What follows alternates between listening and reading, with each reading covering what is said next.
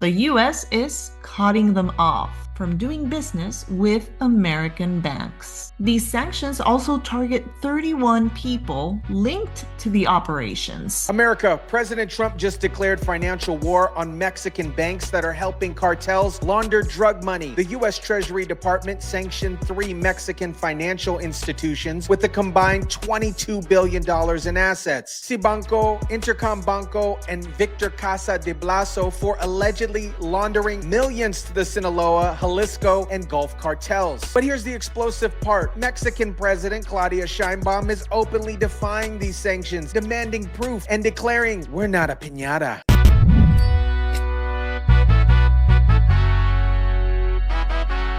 The Department of the Treasury? Sorry, he's not sent any evidence indicating money laundering.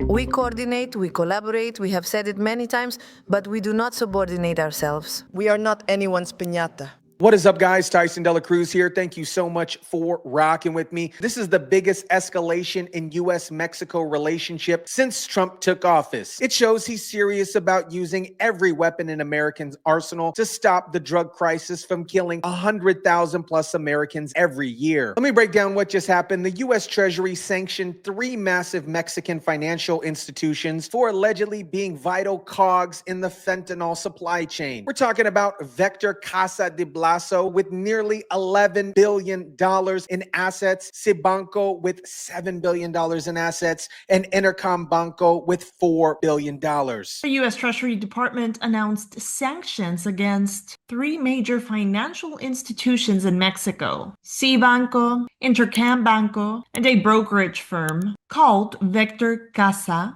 de Bolsa. According to U.S. officials, these banks have played a key role in laundering millions of dollars for some of Mexico's most dangerous cartels. These aren't small-time operations. These are medium-sized but significant players in Mexico's financial system. And according to the Treasury Secretary Scott Bessick, they've been helping the Sinaloa, Jalisco, and New Generation Gulf and Beltran cartels launder drug money and facilitate payments to Chinese chemicals used in the production of fentanyl. They were also accused of facilitating payments to purchase chemicals used to produce fentanyl, many coming from China. These sanctions immediately cut off these banks from the U.S. financial system. They can't do business with American banks anymore. That's a death sentence for any Mexican bank, given how interconnected our economies are. Here's where it gets really damning. The U.S. provided significant allegations with dollar amounts and dates. CIBanco had an employee create an account in 2023 to launder $10 million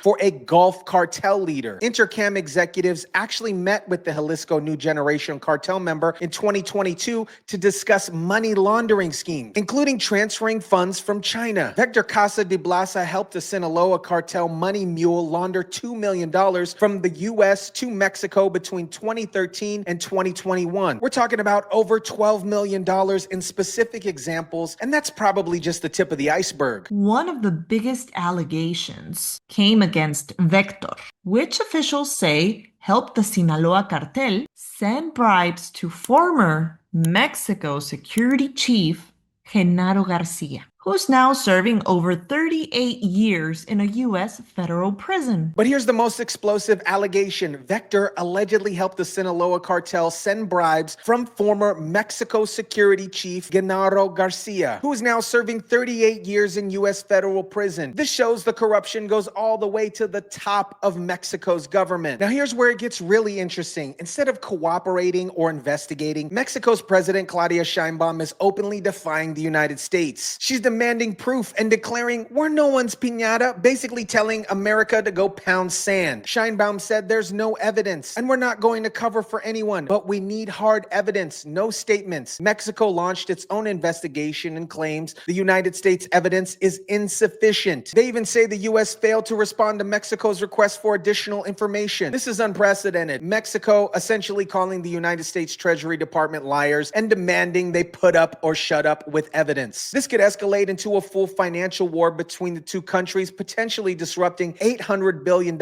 in annual trade between us and Mexico. We are not anyone's piñata. This banking section move is part of Trump's broader maximum pressure campaign against Mexico. He's already declared Mexican criminal groups as terrorist organizations, imposed 25% punitive tariffs on Mexico imports, and revoking visas for Mexican political figures accused of drug trade ties. The Trump administration reportedly has a list of Mexican politicians with alleged cartel connections, including some of Sheinbaum's allies. They're systematically increasing pressure on Mexico using every tool available: diplomacy, economic, and now financial. Together, the financial activity tied to these banks exceeds $40 million. And now the U.S. is cutting them off from doing business with American banks. The sanctions also target 31 individuals linked to these operations. This isn't just about banks, it's about dismantling entire financial networks that support cartel operations. Treasury Secretary Bessent called these banks vital cogs in the fentanyl supply chain. Here's what makes this even more significant. The allegations specifically mention Chinese businesses and Chinese underground banking tied to cartel money laundering. This confirms what we've been saying all along. The fentanyl crisis involves a triangle of Mexico, China, and cartels working together to poison Americans. The Chinese provide the precursor chemicals, and the Mexican cartels manufacture the fentanyl, and these Mexican bankers launder the profits. It's a significant international operation designed to flood America with poison while generating billions of dollars in profit. The cartels are waging war on America, and it's time for America to wage war on the cartels, which we are doing.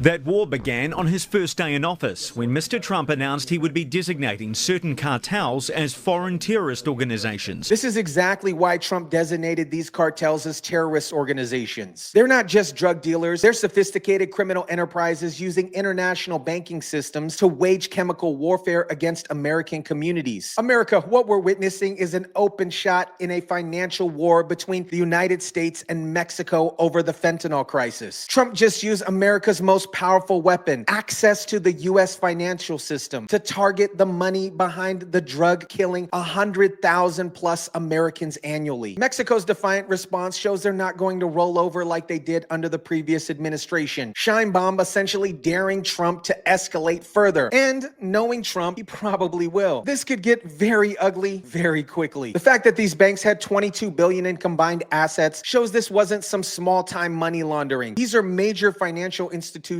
allegedly helping cartels clean the profits from poisoning Americans. When Vector Casa de Bolsa alone has $11 billion in assets, we're talking about serious money. This confirms the China connection that we've been tracking. Chinese chemicals, Mexican production, Mexican banking, it's all part of an integrated supply chain designated to flood America with fentanyl while generating massive profits for foreign criminals. The message to other Mexican banks is clear. If you're helping cartels launder money, you are next. And the message to Mexico's government is even clearer. Cooperate or face the consequences of America's financial power. I'll keep you updated as this financial war escalates. And remember, this is what happens when you have a president who's willing to use all available tools to protect American lives from foreign criminals. Let me know what you guys think about this. Drop it down in the comment section down below. Smash the like button if you kindly would. Share, subscribe. And as always, guys, I'll catch you on the next one.